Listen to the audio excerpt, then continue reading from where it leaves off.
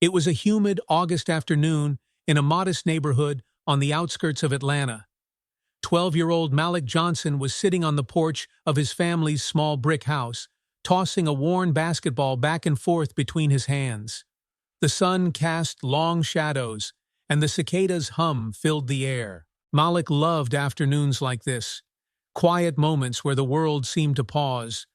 But today, the peace was about to shatter. Across the street, a silver sedan rolled to a shaky stop. Malik noticed the driver, a pregnant woman, visibly distressed, clutching her belly.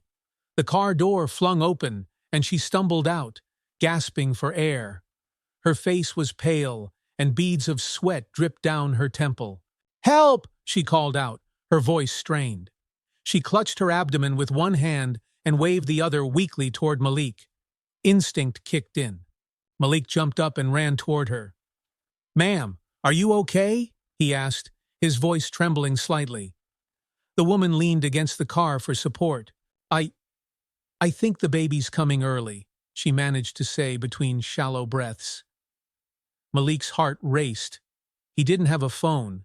His family couldn't afford one. But he knew there was no time to waste. "Stay right here," he shouted. "I'll get help." He sprinted to the corner store a block away, bursting through the door and startling the clerk. "Mr. Bill, there's a lady outside who needs help. She's having a baby. I need to call 911. Bill, an older man with a kind face, immediately handed Malik the store phone. Malik dialed the emergency number with trembling fingers. "This is 911. What's your emergency?" "There's a lady outside. She's pregnant, and I think the baby's coming now. She's in her car on Pine Street near Maple," Malik blurted out. The operator's calm voice guided him through the next steps. "Is she bleeding? Does she seem conscious?" "She's awake, but she looks really weak," Malik said, glancing back toward the street. "Please, hurry. An ambulance is on its way. Stay with her if you can, and keep her calm," the operator instructed. Malik hung up and ran back to the woman. She was now sitting on the curb, her head leaning against the car tire. "The ambulance is coming," Malik said, kneeling beside her. "Thank you," she whispered, tears glistening in her eyes. "You're such a brave boy."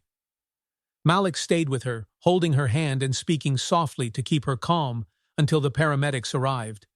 When they did, they worked quickly, loading the woman onto a stretcher and assuring Malik that she would be taken care of. "Do you know her name?" one of the paramedics asked Malik. "No, sir. I just saw her and knew she needed help," Malik replied, stepping back as they closed the ambulance doors. As the sirens faded into the distance, Malik stood alone on the street, his heart still pounding. He didn't know who the woman was or if her baby would be okay, but he felt a quiet sense of pride. He had done the right thing. What Malik didn't realize was that his small act of kindness would soon set off a chain of events that would change his life forever. The next morning, Malik woke up to the sound of his little sister, Aisha, squealing with excitement. "Malik! Malik! Wake up!" she shouted, her small fists banging on his bedroom door. Malik groaned, rubbing his eyes as sunlight streamed through the thin curtains. "What is it, Aisha? It's too early. There's a big car outside. You gotta see it." Curious, Malik pulled on a shirt and shuffled out to the front yard, where his mother and a few neighbors were already gathered. Parked in their modest driveway was a gleaming black SUV, its chrome accents sparkling in the morning sun. Malik's jaw dropped. It was easily the nicest car he had ever seen. As he approached, a tall man in a sharp navy suit stepped out of the vehicle. His presence commanded attention. With neatly styled salt and pepper hair and piercing blue eyes, he looked like someone important. He extended a hand toward Malik. "Are you Malik Johnson?" the man asked, his voice deep but warm. Malik hesitated before shaking the man's hand. "Yes, sir. That's me." The man smiled. "I'm Daniel Whitaker. My wife Emily was the woman you helped yesterday. She told me everything." Malik's eyes widened. "Is she okay? And the baby?" "They're both fine, thanks to you," Daniel said. The doctor said she went into early labor because of stress, but your quick thinking made all the difference. I can't thank you enough. Malik shrugged shyly, looking down at his sneakers. I just did what anyone would have done. Not everyone would have acted as quickly or as bravely, Daniel replied. Emily told me how calm you stayed, how you held her hand until help arrived. You're a remarkable young man. Malik's mother, Lisa, stepped forward, her expression a mix of pride and confusion. Mr. Whitaker, this is very kind of you, but why are you here? Daniel turned to her and smiled. My wife and I wanted to personally thank Malik, and, well, he gestured toward the SUV. We thought he might like this. The crowd murmured in astonishment. Malik stared at the car, then back at Daniel, unable to process what he was hearing. You're giving me a car? Malik stammered. Daniel laughed. Not exactly. This SUV is for your family. I know you're a bit young to drive, he said with a wink, but I wanted to give you something that could make life a little easier. Lisa put a hand to her chest, her voice breaking. Mr. Whitaker, this is too much. We can't possibly accept. Yes, you can, Daniel interrupted gently. I'm a father myself, and I know how hard it is to raise a family. Malik saved my wife and child. This is the least we can do to show our gratitude. Malik's little sister tugged on his sleeve. Malik, does this mean we don't have to take the bus to school anymore? He couldn't help but laugh, ruffling her hair. I guess not, Aisha. The SUV wasn't the only thing Daniel brought. He handed Lisa a thick envelope. There's something else. I've set up a fund to help with your kids' education. Malik deserves every opportunity in life, and I want to make sure he gets it. Lisa opened the envelope, her hands trembling. Inside were several papers detailing a scholarship fund in Malik's name. Her eyes filled with tears. I don't know what to say. Thank you doesn't feel like enough. Daniel placed a reassuring hand on her shoulder. Raising a son like Malik is thanks enough. Malik felt overwhelmed. He'd never imagined that helping someone in need could lead to something like this. As Daniel prepared to leave, he turned back to Malik. You've got a bright future ahead of you, young man, he said. And if you ever need anything, you have my number now. The SUV gleamed in the driveway as the neighborhood buzzed with excitement. Malik couldn't help but smile as he realized how much his life had changed in just 24 hours. But deep down, he also knew that this was just the beginning. The days that followed Daniel Whitaker's visit were a whirlwind for Malik and his family. News of the incident and Daniel's extraordinary gesture spread quickly through the neighborhood. Everywhere Malik went, people stopped him to shake his hand or pat him on the back.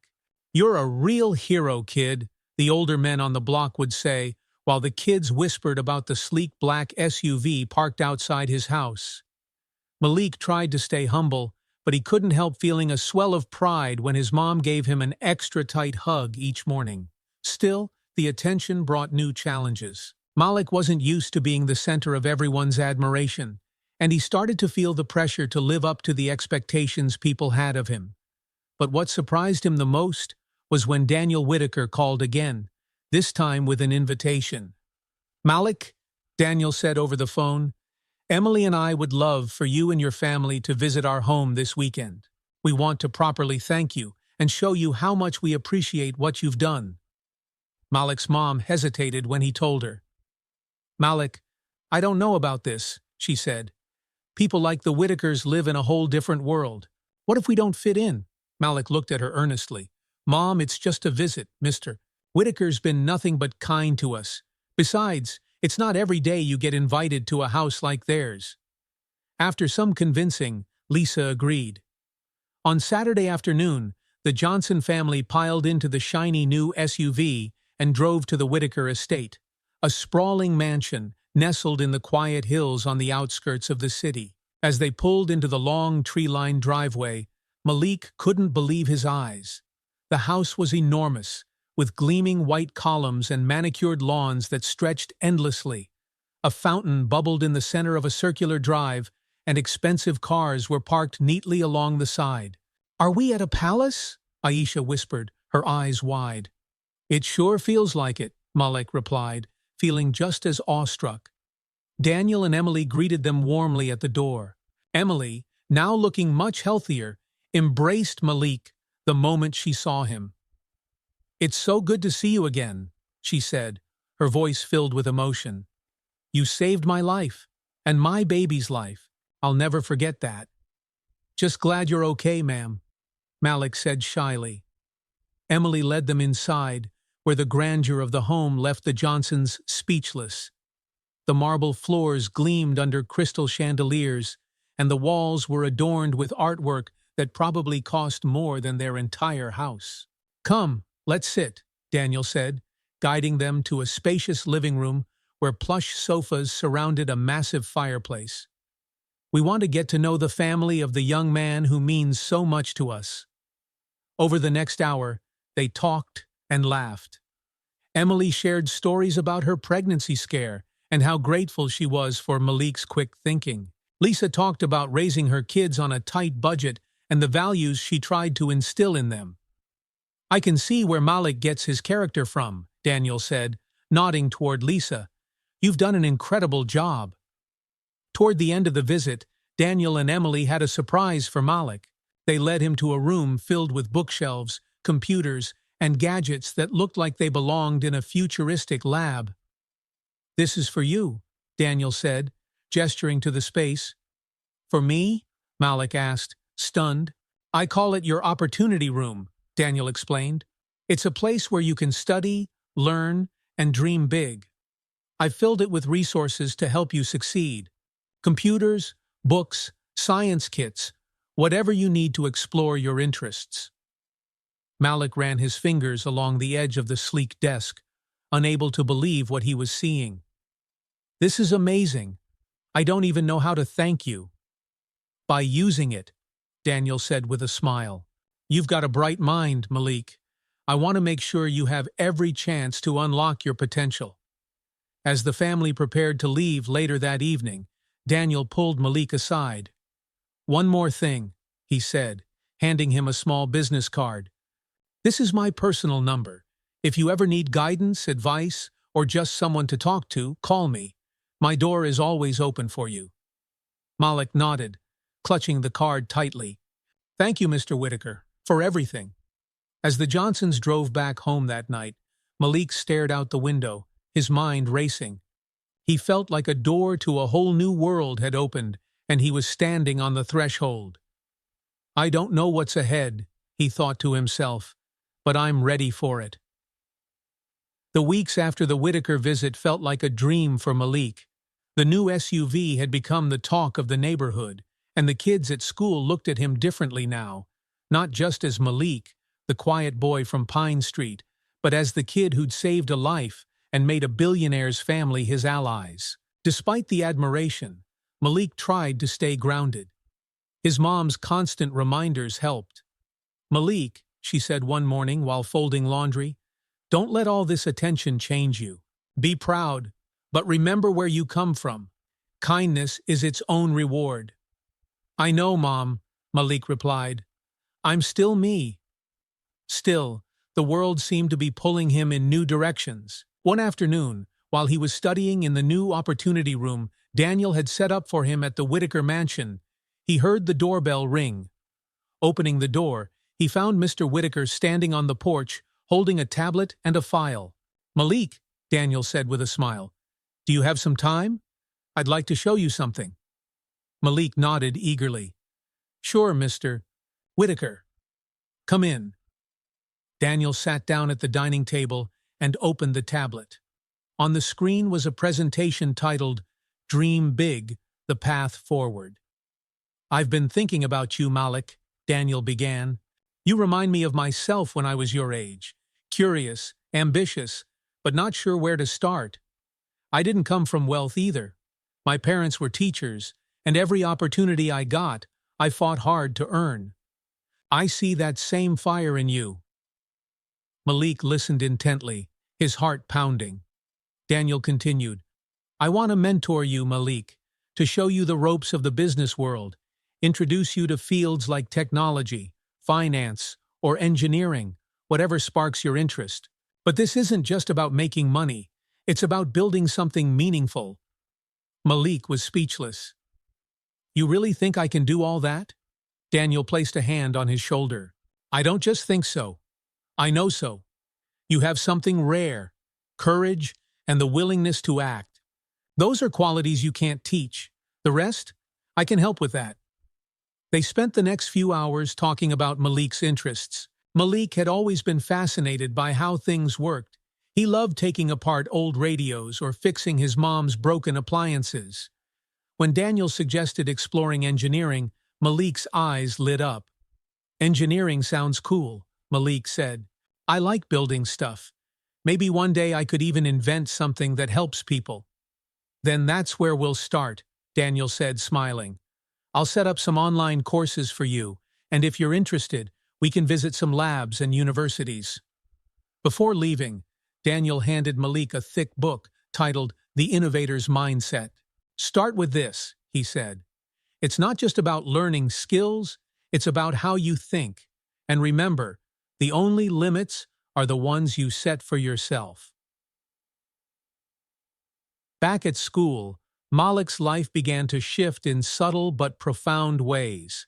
Teachers who used to glance over him now took extra care to encourage him. You've got potential, Malik, his science teacher said one day after class. I see it in your work. Keep pushing yourself. But not everyone was supportive. A group of boys in his class, led by a kid named Travis, started making snide comments. Guess you're too good for us now, huh, Malik? Travis sneered during lunch, hanging out with billionaires and driving fancy cars. Malik tried to ignore them, but it stung. He didn't want people to think he'd changed, or that he thought he was better than them. That night, he confided in his mom. Why are they acting like this, Mom? Malik asked. I didn't ask for any of this to happen. Lisa sighed, pulling him close. Sometimes, when people see someone else rising, it makes them feel small. It's not your fault, but it's important to stay humble and kind. Show them that success doesn't mean forgetting where you came from. The next day, Malik took her advice. When Travis and his friends made another comment, Malik turned to them with a smile. Look, I'm still the same Malik, he said. Nothing's changed, except now I have some tools to do better. If you ever want help with anything, school, sports, whatever, I'm here. Travis blinked, caught off guard by Malik's response. He muttered something under his breath and walked away, but Malik noticed that the teasing stopped after that. Meanwhile, Daniel kept his promise. A few weeks later, he took Malik on a tour of a cutting-edge engineering lab. Malik's eyes widened as he watched 3D printers create intricate designs and robots perform delicate tasks. This is amazing, Malik said, his voice full of wonder. Daniel smiled. It's just the beginning. You've got the heart to make a difference, Malik. Now let's give you the skills to match. As they walked through the lab, Malik realized something profound. His world wasn't just expanding, it was transforming. The possibilities ahead of him felt endless, and for the first time, he believed he had the power to seize them. Malik's life had settled into a surprising rhythm of new opportunities and old routines. During the day, he went to school like every other kid in his neighborhood, but in the evenings, he immersed himself in online courses and books Daniel had recommended. Words like circuit design, problem-solving frameworks, and innovation became part of his vocabulary. The engineering lab visit had lit a spark in Malik. One night, as he sat at his desk, now outfitted with a sleek new computer courtesy of Daniel, he had an idea. He wanted to create something simple but useful. His first project was born out of a problem he noticed every day. His mom often complained about the house getting too hot in the summer, but they couldn't afford a better cooling system. Malik decided to build a small, energy-efficient fan using old parts he found in the garage. Over the next few weeks, he tinkered relentlessly, watching YouTube tutorials and sketching designs in a notebook.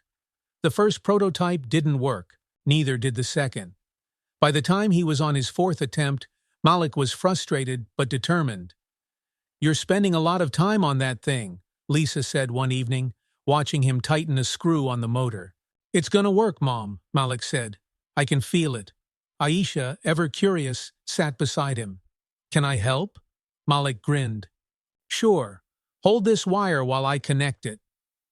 By the end of the week, Malik's fan was complete. It was small, clunky, and looked far from professional, but when he plugged it in, the blades spun to life, creating a cool, steady breeze. "It works!" Aisha squealed, clapping her hands. Lisa came into the room, a smile spreading across her face as she felt the air. "Malik, this is incredible." "It's just a start," Malik said, beaming with pride. Malik showed his project to Daniel during one of their regular meetings at the Whitaker mansion. Daniel inspected the fan carefully, his face lighting up with approval. "This is impressive, Malik," he said. "Not just because it works, but because you saw a need and figured out a solution. That's what real innovators do." Encouraged, Malik told Daniel about his dream of making devices that could help people in his community. Affordable, practical solutions to everyday problems. "That's a powerful vision," Daniel said.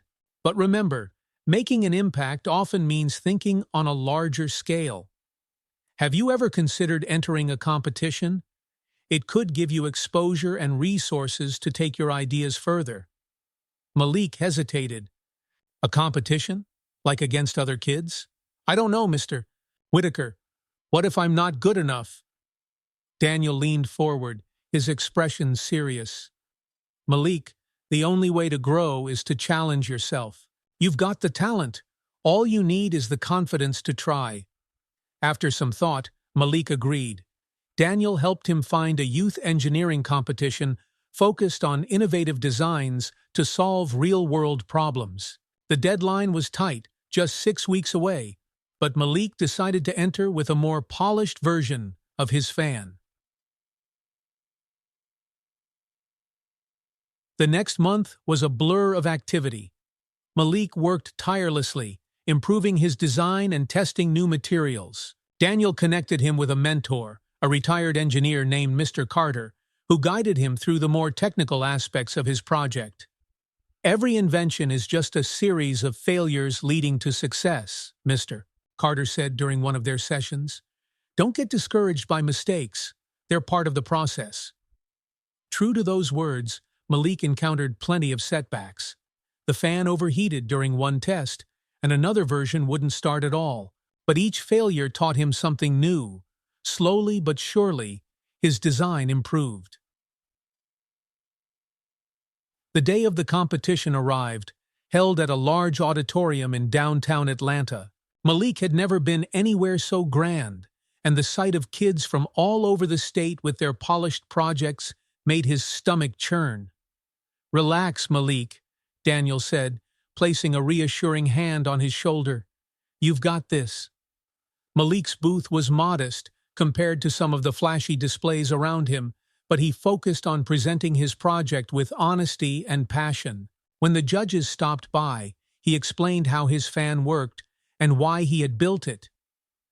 "I wanted to create something that could help families like mine," Malik said, his voice steady despite the butterflies in his stomach. "It's simple, affordable, and it works." The judges nodded, asking thoughtful questions. One of them, an older woman with kind eyes, said, "It's refreshing to see such a practical, community-focused approach." "Well done, young man." When the winners were announced later that afternoon, Malik didn't expect to hear his name. But when the announcer called out, "Third place, Malik Johnson," for his energy-efficient fan project, the crowd erupted in applause. Malik froze for a moment, then stood as Daniel clapped him on the back. "Go on, Malik, you earned this." Walking to the stage, Malik felt a mix of pride and disbelief. The trophy they handed him wasn't huge, but to him, it felt like holding the world in his hands. Back at home that night, Lisa placed the trophy on the mantel, where everyone could see it. "This is just the beginning, Malik," she said, her eyes filled with pride. "I know it." For the first time, Malik believed it too. Winning third place at the engineering competition brought Malik a newfound sense of confidence. It wasn't just the trophy, it was the realization that his ideas mattered. People saw potential in him, and for the first time, Malik began to see it in himself. The attention didn't stop at the competition. A week later, Daniel Whitaker called Malik with exciting news. "Malik," Daniel began, "your project caught the attention of some people I know at the STEM Advancement Network. They sponsor programs for kids like you, brilliant, driven, and full of potential. They're hosting a summer camp at Georgia Tech, and I've recommended you for a scholarship." Malik nearly dropped the phone. "Georgia Tech? Like the college?" "That's right," Daniel said. "It's a week-long program where you'll work with other young innovators, learn from professors, and even tour professional labs. What do you think?" "I don't know," Malik said hesitantly. "What if I'm not smart enough to keep up with everyone else?" Daniel's voice grew firm. "Malik, I wouldn't recommend this if I didn't think you belong there. Opportunities like this are rare. Don't let fear hold you back." After some encouragement from his mom and Daniel, Malik agreed to attend. The scholarship covered everything, including transportation and supplies, leaving his family relieved and excited. The day Malik arrived at Georgia Tech, he was overwhelmed by the size of the campus. Towering buildings with glass facades loomed over him, and students zipped by on bikes and scooters. Malik carried his backpack tightly, feeling out of place among the confident teens chatting like they belonged here. The camp director, a cheerful woman named Dr. Phillips, greeted the group of young participants. "Welcome to the STEM Advancement Program," she said, her voice echoing in the lecture hall. "This week, you'll tackle real-world challenges, meet professionals in STEM fields, and collaborate with your peers. Remember, every great inventor starts somewhere. This is your chance to dream big." Malik's first challenge came during the opening workshop. The students were divided into teams and tasked with designing a water filtration system using a box of random materials. Malik's team included 3 other kids: Sophie, a girl with bright pink glasses and a sharp tongue; Ravi, a quiet boy who spoke softly but always had smart ideas; and Mia, who seemed as nervous as Malik but eager to contribute. As they brainstormed, Sophie took the lead. "We should focus on maximizing filtration speed," she said, drawing an elaborate design on the whiteboard. "Speed's good," Ravi said, "but we need it to actually clean the water." Malik hesitated to speak at first, but then an idea clicked. "What if we layer the filter? Use gravel to trap big stuff, sand for the smaller particles, and maybe coffee filters for the rest." Sophie raised an eyebrow. "That could work. Let's try it." Under Malik's guidance, the team built a simple but effective system. When their design filtered water faster and cleaner than most of the other groups, Sophie gave him a grudging nod of approval. "Not bad, Malik." For the first time, Malik felt like he belonged. The week flew by in a blur of workshops, lectures, and hands-on experiments. Malik soaked up every moment, learning about robotics, renewable energy, and even artificial intelligence. One evening, the camp hosted a special guest, Dr. Naomi Hargrove, a renowned engineer and entrepreneur. Dr. Hargrove shared her journey of overcoming obstacles to build a successful career. "I grew up in a small town with no role models in STEM," she said. "But I believed in my ideas and found people who believed in me too. If I could leave you with one lesson, it's this: don't let anyone define your limits. You're capable of more than you know." Malik hung on her every word. After the talk, he worked up the courage to approach her. "Dr. Hargrove, your story really inspired me," he said. "Do you have any advice for someone just starting out?" She smiled warmly. "Start small but think big. Find problems that matter to you and solve them step by step. And never be afraid to ask for help. You'd be surprised how many people are willing to lift you up if you show them your passion." By the end of the week, Malik's confidence had soared. On the final day, the camp hosted a showcase where students presented projects they'd worked on during the program. Malik's team demonstrated a prototype for a solar-powered water pump that could be used in rural areas. As the judges walked through the exhibits, Malik noticed Daniel Whitaker standing near the back, watching him with a proud smile. After the showcase, Daniel pulled Malik aside. "You've grown so much in just a week," he said.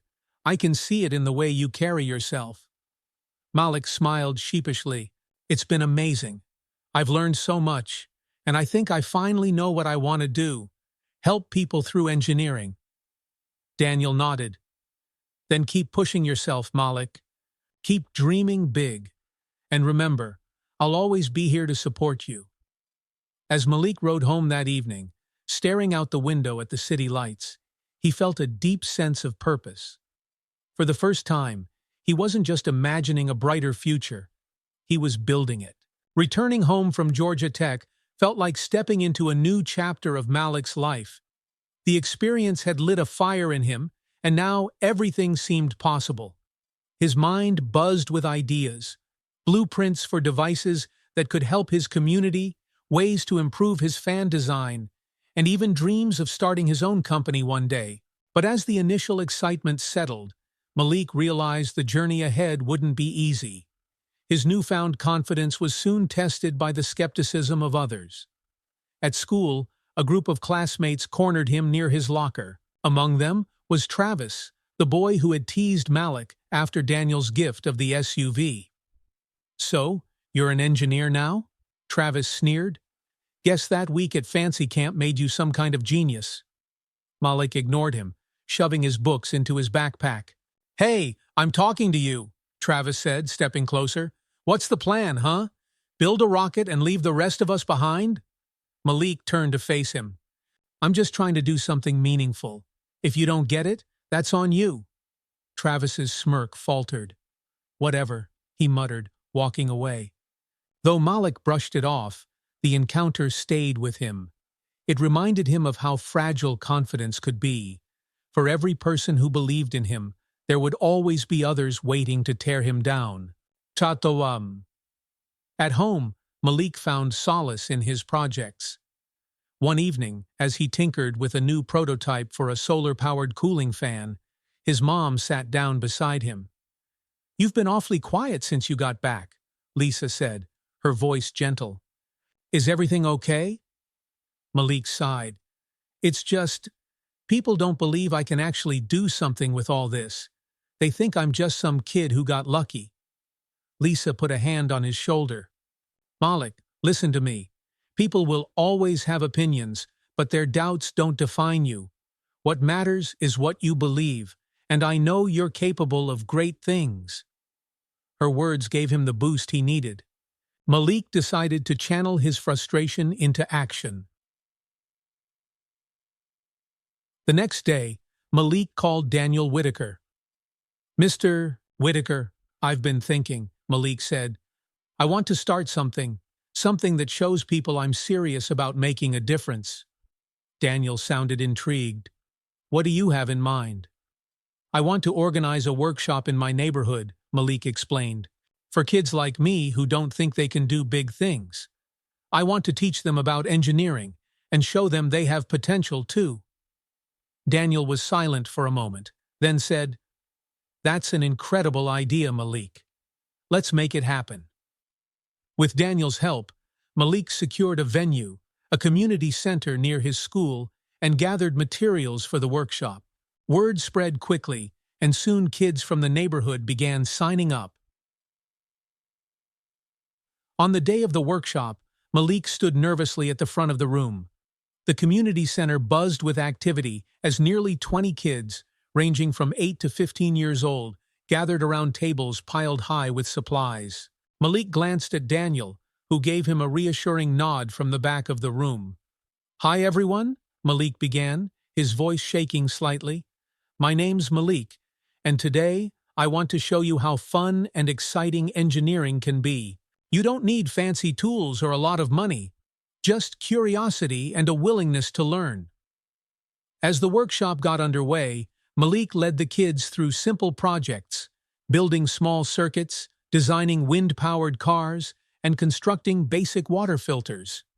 One boy, Jamal, struggled with his car's design and looked close to giving up. Malik knelt beside him. "Hey, Jamal, what's going on?" "It's not working," Jamal said, his voice frustrated. "Let's figure it out together," Malik said, showing him how to adjust the axles for better balance. When the car finally rolled across the table, Jamal's face lit up with pride. "See," Malik said, "you've got it in you." By the end of the day, the room was filled with smiles and laughter. Malik realized that the workshop wasn't just about teaching skills. It was about giving these kids a glimpse of their own potential. Ingsu. After the last child left, Daniel approached Malik with a broad smile. "You did it," Daniel said. "Look at what you've created here. You're already making a difference." Malik nodded, exhaustion and satisfaction washing over him. "I just wanted to give them something I didn't have, hope." "That's how change starts," Daniel said. "One person at a time." But that night, as Malik lay in bed, he thought about how far he'd come. He wasn't just the kid from Pine Street anymore. He was someone with a vision, someone who could inspire others to dream big. And for the first time, he wasn't just hoping for a brighter future. He was building it, step by step. The days after Malik's workshop were some of the most fulfilling of his life. The kids in his neighborhood were still talking about it, showing off their wind-powered cars and circuits to anyone who would listen. Jamal, the boy who almost gave up, had even started sketching designs for his own projects. "You started something, Malik," Daniel told him during one of their weekly calls. "This isn't just about engineering anymore. You're inspiring people to believe in themselves." The thought filled Malik with pride, but also a sense of responsibility. He wasn't just working on his own dreams now. He was helping others find theirs. One Saturday morning, as Malik was adjusting the latest prototype of his solar-powered cooling fan, there was a knock at the door. He opened it to find a woman standing there, holding a notepad and a camera slung over her shoulder. "Hi, Malik," she said, smiling warmly. "I'm Rachel from the Atlanta Times. I've been hearing about your story, and I'd love to write a feature on you." Malik blinked in surprise. "Me? Why?" Rachel chuckled. "You're doing something extraordinary, saving lives, building inventions, and empowering your community. People need to hear stories like yours." Though nervous, Malik agreed. Over the next hour, he told Rachel everything, from helping Emily Whitaker call 911 to winning the engineering competition and hosting his workshop. When Rachel asked him about his future, Malik's voice grew more confident. "I want to build things that make life better for people," he said. "Not just in my neighborhood, but everywhere. And I want to show other kids like me that they can do the same." When the article was published a week later, Malik's story gained widespread attention. Teachers praised him in class, and strangers stopped him on the street to congratulate him. But the most surprising response came from Emily Whitaker. "Malik," Emily said over the phone, her voice warm with excitement, "I read the article, and I'm so proud of you. But I have an idea I think you'll love." "What's that?" Malik asked. "I've been talking to Daniel, and we want to help you start a foundation, something permanent to support kids in underserved communities who are interested in STEM. We could fund workshops, provide materials, and connect them with mentors, just like you had." Malik's heart raced. "A foundation? You really think I could do that?" "I don't just think it. I know it, Emily said. This is your chance to take what you've started and make it even bigger. The next few months were a whirlwind of planning. Daniel and Emily helped Malik create the framework for the Malik Johnson STEM Foundation. With their resources and connections, they secured funding, recruited volunteers, and even partnered with local schools to host regular workshops. The first official event was held in the same community center where Malik had run his initial workshop. This time, though, the scale was much larger. Dozens of kids showed up, along with their parents, teachers, and even local officials. Malik stood at the front of the room, looking out at the sea of eager faces. Nervous energy bubbled inside him, but when he began to speak, his voice was steady. "Welcome, everyone," he said. "A few months ago, I was just a kid with a big dream. I didn't know if I could make it happen, but people believed in me and gave me a chance. Now, I want to give that same chance to all of you." The room erupted into applause, and Malik felt a wave of gratitude wash over him. This wasn't just his journey anymore. It was something much bigger. The foundation quickly gained traction.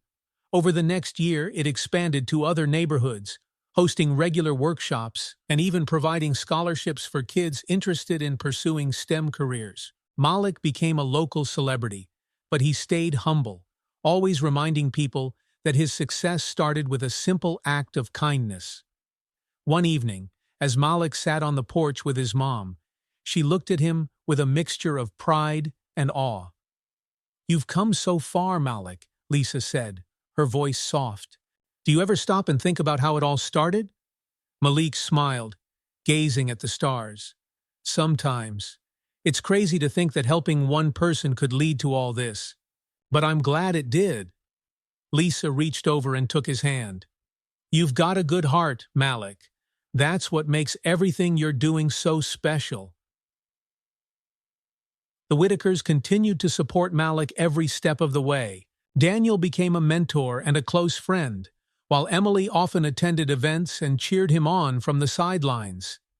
Their bond grew stronger, not as benefactors and beneficiaries, but as equals united by a shared purpose. One day, as Malik and Daniel toured a state-of-the-art engineering lab that the foundation had helped sponsor, Daniel turned to him with a smile. "Look at this," Daniel said, gesturing to the bustling room filled with young minds at work. "This is your legacy, Malik, and it's only the beginning." Malik nodded, a spark of determination in his eyes. He knew there were still challenges ahead, but he was ready for them. Because now, he wasn't just building a future for himself, he was building it for everyone.